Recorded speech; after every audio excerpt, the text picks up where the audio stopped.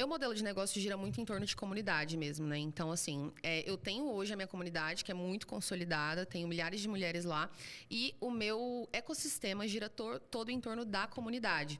E aí, eu tenho o evento presencial da comunidade, né? O encontro da minha comunidade. E a gente tem, todo mês, encontros online e tudo mais, que são incríveis, mas, para mim, a experiência do estar ali, olho no olho, aprendendo imersivamente, é uma experiência completamente diferente. E quando que começou a surgir esse teu interesse por desenvolvimento de comunidade? No começo você já sabia o tema comunidade? Qual foi o primeiro lugar que você teve contato e você falou assim, puta, é isso aqui? Quando eu decidi criar a minha comunidade, a primeira vez, né, que eu vendi comunidade, o nome era Comunidade Dudaflix. Nem era Comunidade CEO Digital, como é hoje. E hoje eu fico pensando, gente, que nome bosta, né? Como que você chama, dá o nome da sua comunidade, o seu nome. É tipo assim, pague para me assistir. Imagina só, Comunidade Sobral, péssimo. que merda. Não, mas o dele, porque ele é muito forte, né? Ele já tem, mas na época, imagina, eu começando Comunidade Dudaflix. Mas ele começou também sendo pequeno, você vê, o dele porra. foi, né? Mas na época eu ficava, gente, meu Deus, que nome péssimo, né? Mas eu coloquei na época, Comunidade Dudaflix.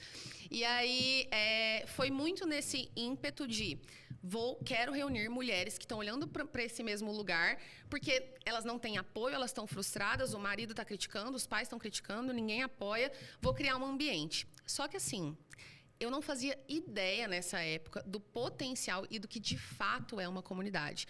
Criei tendo esse interesse, mas hoje, depois de muitos anos de estudo, de gestão da comunidade, hoje a gente tem várias dinâmicas diferentes ali para, de fato, fortalecer esse senso de comunidade, eu vejo a diferença que isso faz na vida da pessoa. Então, eu já criei pensando nisso, preciso conectar mulheres que estão olhando para o mesmo lugar, porque elas vão se apoiar e elas vão crescer juntas, mas hoje eu tenho uma dimensão muito maior do que isso realmente significa. E quando que foi que você olhou assim para a comunidade e falou, não, agora, de fato, isso daqui é uma comunidade?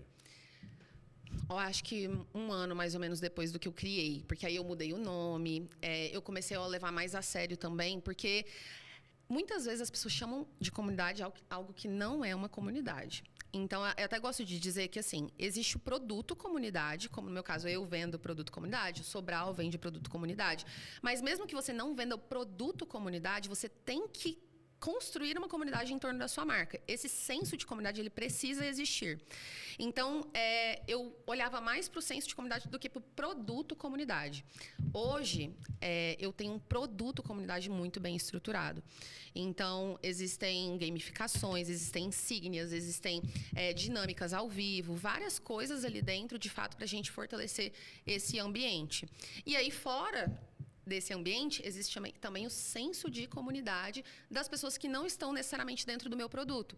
Então, é muito comum... Ontem mesmo, eu estava comentando com vocês antes da gente começar o podcast aqui, né? Eu fui no evento do Sobral, que está tendo o evento da comunidade dele. E eu fui muito para observar essa dinâmica de comunidade. E é muito interessante, porque lá 80% das pessoas estão com a camiseta do Subido, preta, e isso representa a comunidade do Sobral. E aí, na hora que eu estava lá, estava junto com meu marido, e algumas mulheres chegavam em mim para pedir para tirar foto, para conversar e tudo. E o meu marido virou para mim e falou assim, amor, você percebeu que as mulheres que estão vindo tirar foto com você são as mais arrumadas? Elas estão maquiadas, elas não estão com a camiseta do Subido, tipo... Você percebe como, até dentro da comunidade do Sobral, você identifica as pessoas que são também da sua comunidade, que são diferentes.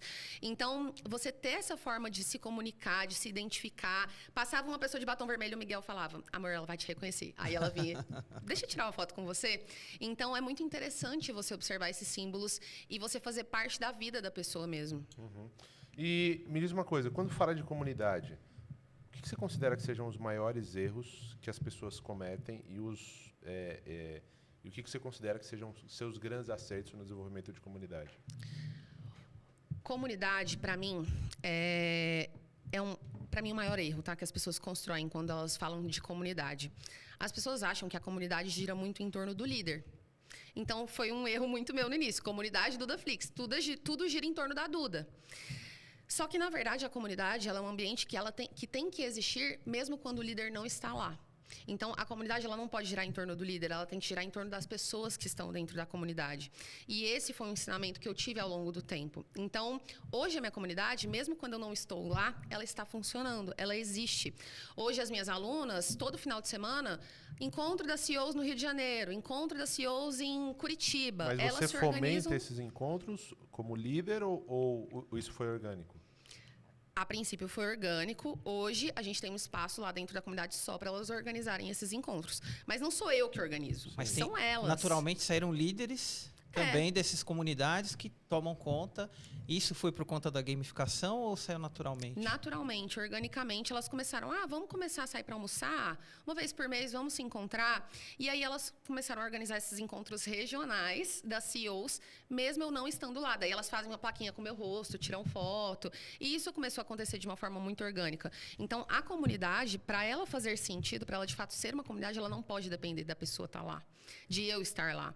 E aí, mesmo quando eu não estou, os princípios continuam sendo seguidos, as regras continuam sendo seguidas, as pessoas estão ali se identificando de alguma forma através dos nossos símbolos. Então, esse para mim é o primeiro erro que as pessoas cometem. O ego do líder ali, de querer que tudo gire em torno dele. Para mim, tem que ser muito sobre as pessoas. E é muito sobre você ouvir quem está dentro da sua comunidade. Então, tudo que eu fui criando dentro da minha comunidade ao longo do tempo foi ouvindo o que as pessoas ali precisavam. Hoje, dentro da comunidade, por exemplo, eu tenho as insígnias, que foi a gamificação, né, que eu falei. Foi um dos maiores acertos que eu acredito que a gente criou dentro da comunidade. A gente tem um sistema de insígnias, que são 8 insígnias no total, que elas podem conquistar, que elas podem colecionar.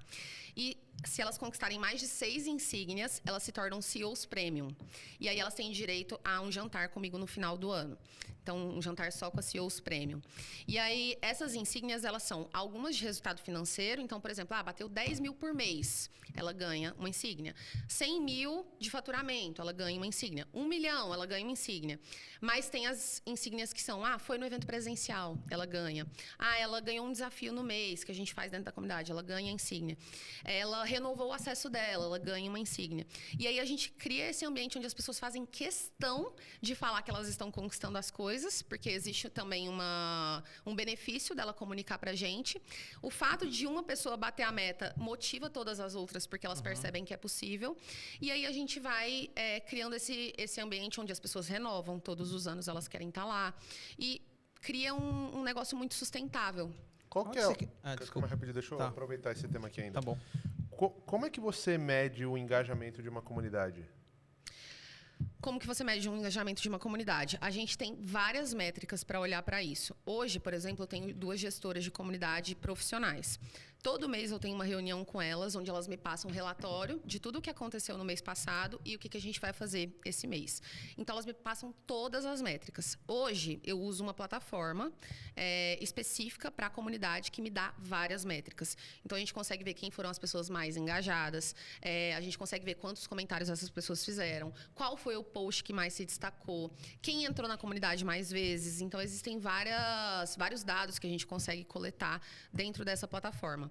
E aí a gente presenteia, né? Então, a pessoa mais engajada, a gente faz o post CEO do mês, e aí ela recebe um presente em casa. Então, tem toda essa questão da gente metrificar isso e acompanhar. Mas você não tem um indicador que você considera, putz, isso aqui é mais importante. Por que eu estou te fazendo essa pergunta? Tem o Twitter, em determinado momento, ele entendeu que se o usuário dele seguisse 30 pessoas, ele seria um usuário muito mais ativo. Então, ele adaptou toda a plataforma para que aquele cara seguisse 30 pessoas o mais rápido possível. Que aí ele entende que o usuário vai ser muito mais ativo dentro da comunidade Twitter. Não necessariamente na comunidade, mas dentro da rede social. Quando eu levo para o meu universo do GPS, que eu acredito que a gente tem uma comunidade forte, a gente tem uma característica de produto que chama áudio diário. É um áudio por dia, e o cara só consegue ouvir o áudio de hoje, ele não consegue ouvir o de ontem, nem o de amanhã, e ele não consegue baixar. Então, eu tenho uma escassez se você não ouviu hoje, você não ouve esse áudio nunca mais. E o que a gente considera, uma das coisas que a gente considera como o principal indício de engajamento é a recência do áudio dos últimos 3 dias. Então, a porcentagem da base que ouve o áudio nos últimos 3 dias. Você tem alguma métrica que você olha assim, eu sei que tem um monte de métrica, mas tem algo que você olha mais individualizado para que te dê uma noção um pouco maior do tipo assim, tá engajado em geral ou não, tá perdendo engajamento? Tem alguma coisa que você olha? Sim, eu olho principalmente para quantas vezes a pessoa acessou a plataforma da comunidade nos últimos 30 dias. Então, essa é a principal métrica que a gente olha. E se ela, de fato, interagiu com outras pessoas ou se ela só entrou, mas não fez nenhum tipo de postagem, não fez nenhum comentário. Então, os últimos 30 dias a gente sempre olha. E uma métrica que a gente percebeu que é muito importante é o seguinte: geralmente, quando entra uma nova turma, fiz um lançamento, entraram, sei lá, 2.000 pessoas novas na comunidade.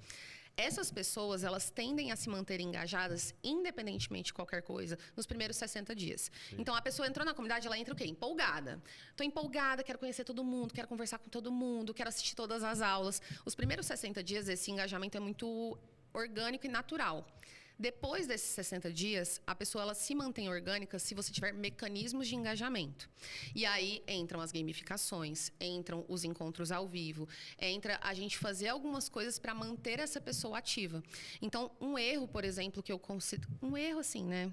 Mas uma decisão que eu tomei ano passado que eu não faria novamente, ano passado eu fiz só 2 lançamentos da comunidade, porque eu estava focada em outros produtos, desenvolvendo outras frentes do meu negócio. Mas na comunidade hoje, eu percebo que a quantidade de pessoas é muito importante e a renovação das pessoas na comunidade é muito importante. Então, você fazer um lançamento de 3 em 3 meses, você está sempre renovando, porque sempre que entra uma turma nova, a turma antiga, ela fica, nossa, entraram novas pessoas. Então, elas voltam a engajar. Então, de 60 em 60 dias, de 90 em 90 dias, eu acho importante ter essa renovação. Tá. E